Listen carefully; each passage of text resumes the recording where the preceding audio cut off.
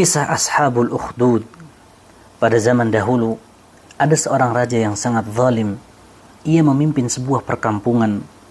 Ia memerintahkan rakyatnya untuk menyembah dirinya dan menjadikannya sebagai Tuhan.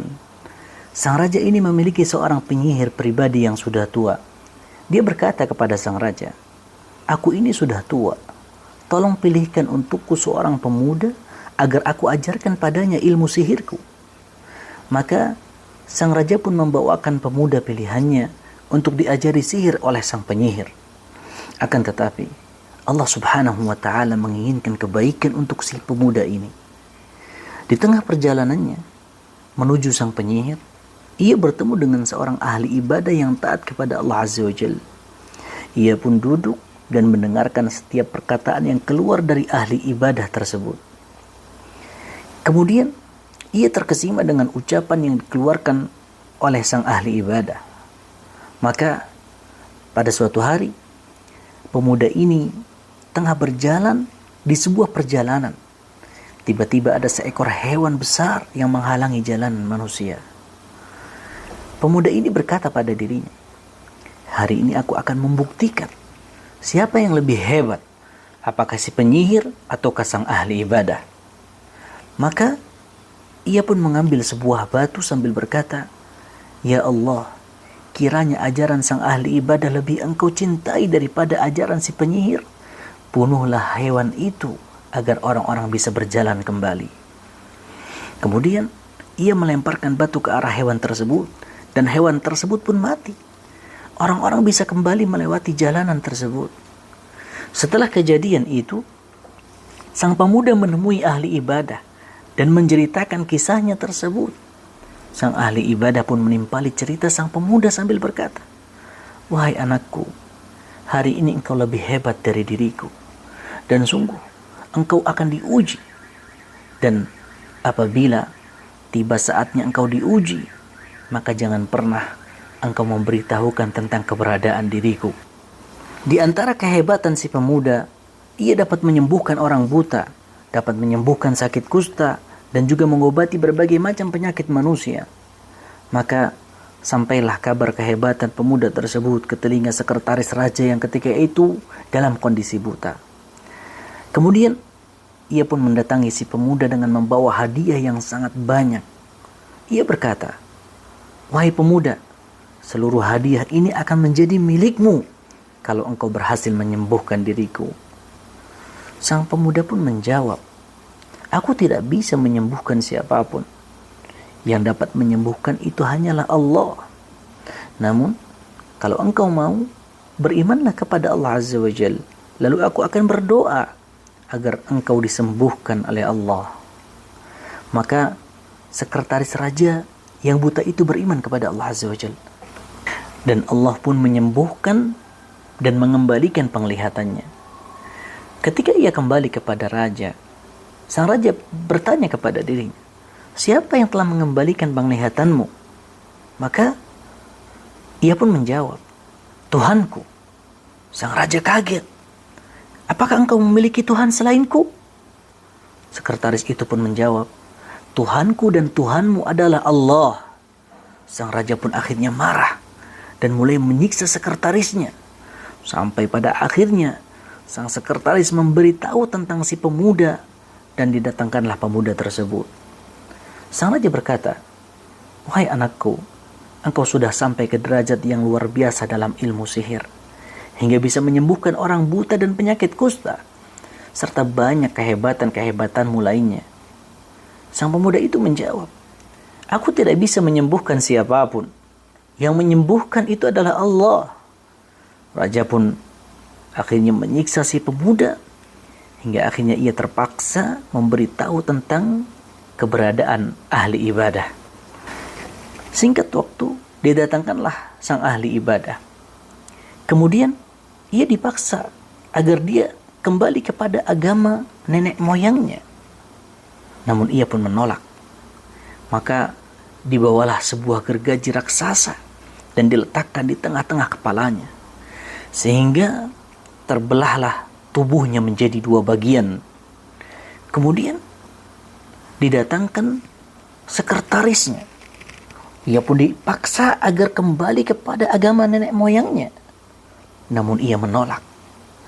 Maka dibawakan sebuah gergaji raksasa dan diletakkan di tengah-tengah kepalanya, sehingga terbelahlah tubuhnya menjadi dua bagian. Kemudian didatangkan juga sang pemuda. Ia dipaksa juga agar kembali kepada agama nenek moyangnya. Namun ia juga menolak. Maka sang raja berkata kepada para bala tentaranya, bawa ia ke puncak gunung, paksa ia kembali ke agama nenek moyangnya.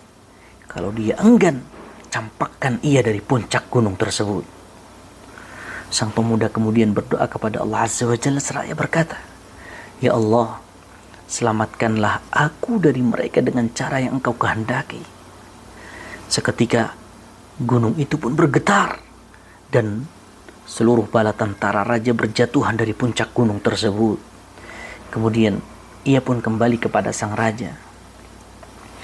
Ketika melihat kondisi ini, sang raja memerintahkan bala tentaranya kembali untuk membawa si pemuda ke tengah lautan. Sekiranya si pemuda menolak apabila ia diperintahkan untuk kembali kepada agama nenek moyangnya, maka perintah sang raja, tenggelamkanlah dia ke dalam lautan. Kemudian sang pemuda berdoa kembali kepada Allah. Ya Allah, selamatkanlah aku dari mereka dengan cara yang Engkau kehendaki. Dan seketika sampan pun terbalik dan tenggelamlah seluruh bala tentara sang raja. Sang pemuda itu pun kembali kepada raja. Dan ketika ia sampai di singgasana sang raja, ia berkata, Engkau tidak akan bisa membunuhku kecuali engkau melaksanakan apa yang aku perintahkan. Maka sang raja pun bertanya, bagaimana caranya agar aku bisa membunuhmu? Pemuda itu menjelaskan, kumpulkan semua masyarakat, kumpulkan orang-orang yang hidup di bawah pimpinanmu di suatu tempat. Kemudian gantunglah aku di sebuah batang pohon, lalu ambillah anak panah dari tempat panahku dan panahlah aku sambil mengucapkan Bismillahirrabbilghulam, dengan menyebut nama Allah, Tuhan sang pemuda ini. Kalau engkau melakukan apa yang aku perintahkan, engkau pasti akan berhasil membunuhku. Maka sang raja pun membunuh si pemuda itu sambil mengucapkan dengan menyebut nama Allah, Tuhan sang pemuda. Lalu meninggallah sang pemuda tadi. Melihat kejadian tersebut, orang-orang yang menyaksikan berkata, kami beriman kepada Tuhan sang pemuda. Kami beriman kepada Tuhan sang pemuda. Dan melihat kejadian ini, dikatakan kepada sang raja, yang engkau khawatirkan ternyata saat ini telah terjadi. Manusia seluruhnya telah beriman kepada Allah Azza wa Jalla. Maka sang raja pun memerintahkan untuk dibuatkan parit besar di tengah jalanan. Dan akhirnya parit pun dibentangkan. Kemudian di dalam parit tersebut dikobarkan api yang besar. Siapa saja yang tidak mau kembali kepada agama nenek moyangnya, maka ia akan dilemparkan ke dalam parit tersebut. Terjadilah apa yang terjadi. Sampai ketika itu tiba giliran seorang wanita yang beriman kepada Allah. Dia datang bersama anaknya.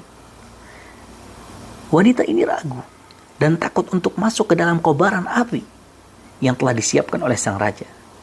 Tiba-tiba anaknya yang tengah menyusui berbicara, ibuku, jangan pernah engkau takut dan jangan pernah engkau ragu. Engkau berada di atas kebenaran. Mereka itu adalah ashabul ukhdud yang Allah Subhanahu wa taala ceritakan kisahnya di dalam surat Al-Buruj. Allah Azza wa Jalla berfirman, قتل أصحاب الأخدود النار ذات الوقود إذ هم عليها قعود وهم على ما يفعلون بالمؤمنين شهود وما نقموا منهم إلا أن يؤمنوا بالله العزيز الحميد الذي له ملك السماوات والأرض والله على كل شيء شهيد. Binasalah orang-orang yang membuat parit, yaitu para pembesar Najran di Yaman, yang berapi, yang mempunyai kayu bakar. ketika mereka duduk di sekitarnya, sedang mereka menyaksikan apa yang mereka perbuat terhadap orang-orang yang beriman, dan mereka menyiksa orang-orang mukmin, itu hanya karena orang-orang mukmin tersebut beriman kepada Allah yang Maha Perkasa lagi Maha Terpuji, yang memiliki kerajaan langit dan bumi, dan Allah Maha menyaksikan segala sesuatu. Quran Surat Al-Buruj ayat 4-9.